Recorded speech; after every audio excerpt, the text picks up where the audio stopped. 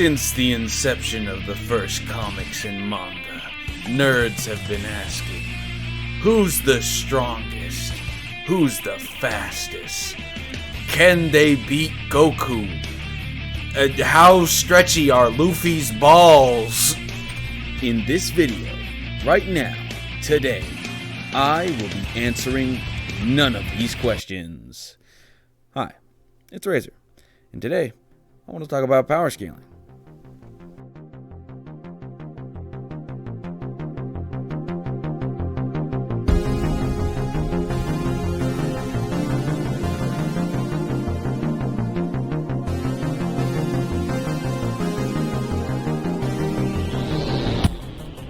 Well, not just power scaling, but the content and community around it.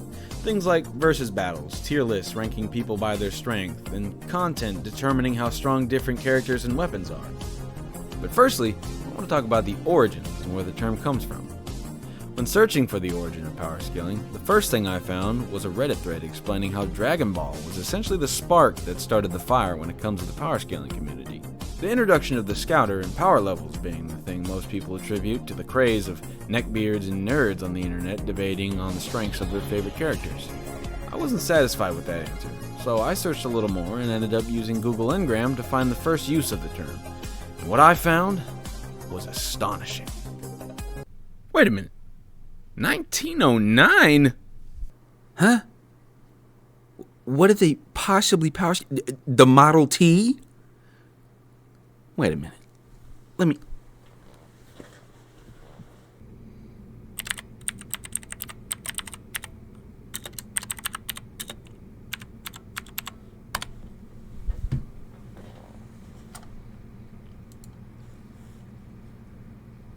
Raoul? Christine? The Phantom of the Opera? Oh... I get it. So they were... Ladies and gentlemen, today I present to you the Phantom of the Opera versus the Model T.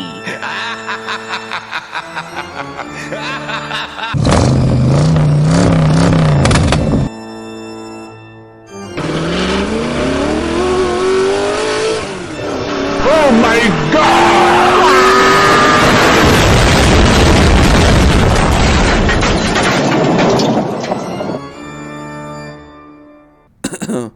But in all seriousness, like I said earlier, most people say Dragon Ball popularized the concept, at least in the online world. But some of the things I found point to the fact that people were already power scaling things long before the internet. I mean, people have been debating and betting on real athletes and fighters for centuries. Long before any of this stuff. However, in my opinion, I think fans of comic books, cartoons, anime, and manga have always been talking about this kind of stuff.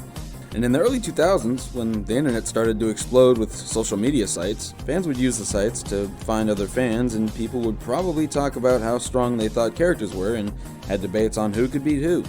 And eventually, people realized they could make content off it. And that's when the power scaling community we know today really started. Threads on Twitter, Reddit, Quora, and even Yahoo Answers started appearing, along with entire websites focused on power scaling and versus battles. Most notably, the Versus Battle wiki made by Fandom in 2010. However, the popularity of power scaling really skyrocketed from YouTube.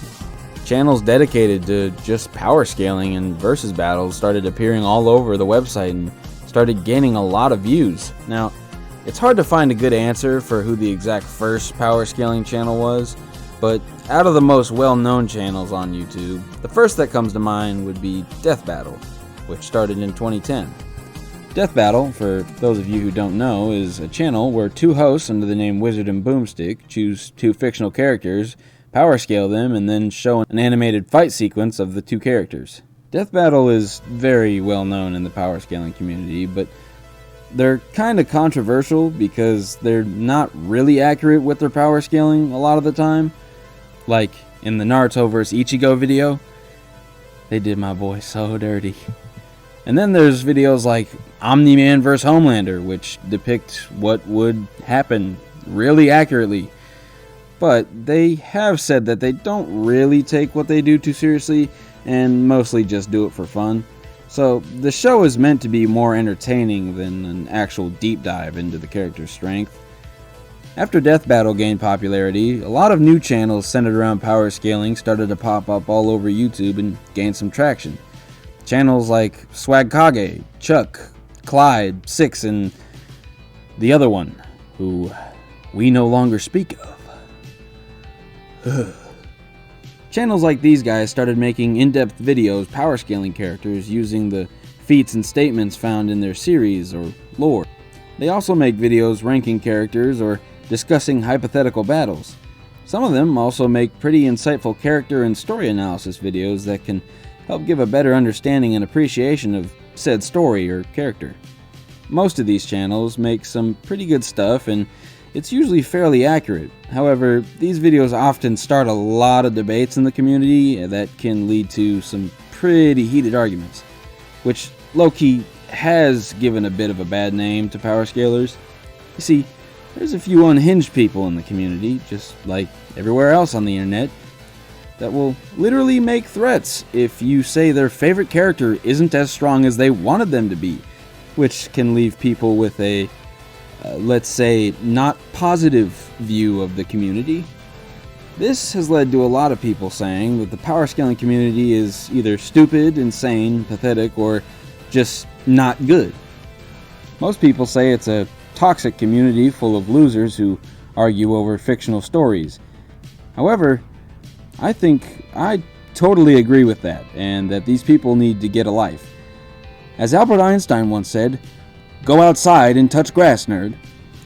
That's a real quote. He did say that. It's a fact. You don't have to check that. It's real because I said it's true. Anyway, a lot of people also like to say how dumb and pointless power scaling and versus battles are, saying how they don't serve any purpose and only cause people to argue and bring down the rest of the fandom.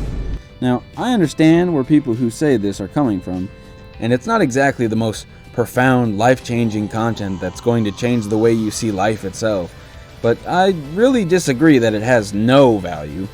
Power scaling isn't just a way for nerds to boast about how their favorite MC is stronger than yours and has a way bigger butt, like a way fatter dumpy, like it's so big and so round, and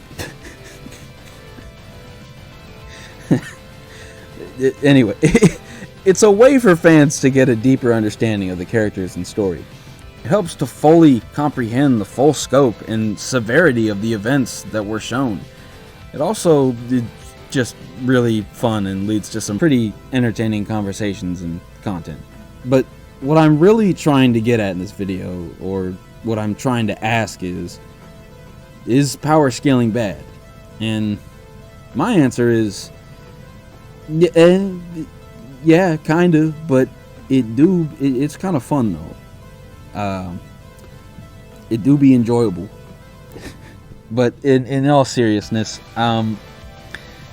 it is bad and good at the same time. I mean, I understand there's a lot of the community that likes to throw poop at each other and just scream about, Boruto's stronger than freaking Luffy or something. It's a lot of that, but also it genuinely does add value to the experience of just viewing, reading, any story that you're currently getting into. For instance, like JJK, I've read further into the story, and like even when you watch it over in the show, you barely understand how the powers work, and watching an actual video of a guy explaining exactly how Gojo's infinite super sigma ability works, it actually does help a lot to fully comprehend what's going on and get a larger understanding of what you're seeing or what you're viewing, or how dangerous the powers are, how big the events are, that are happening. But yeah, that's power scaling. So yeah, thank you for stopping by and watching this video. I'm really grateful for that. If you could leave a like or subscribe, that would make me even more grateful. It would really help motivate me to make more content.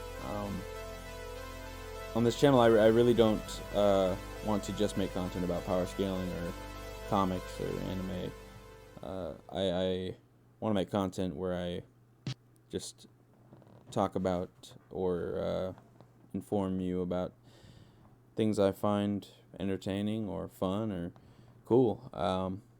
Anything geek, movies, games, music. It's all on the table for me to talk about. So yeah, thank you for stopping by, and I will see you next time. So you can go now. So go watch a different video or someone else's.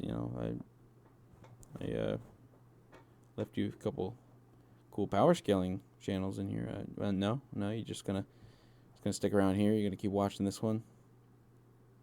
I don't have a script or anything to go off of. I don't have a lot more to say here or to talk about. I mean, I guess we could just sit here and talk about power systems. That's pretty close to power scaling. Talk about what makes a good power system. I think that sounds pretty fun. Let's do it. So a good power system is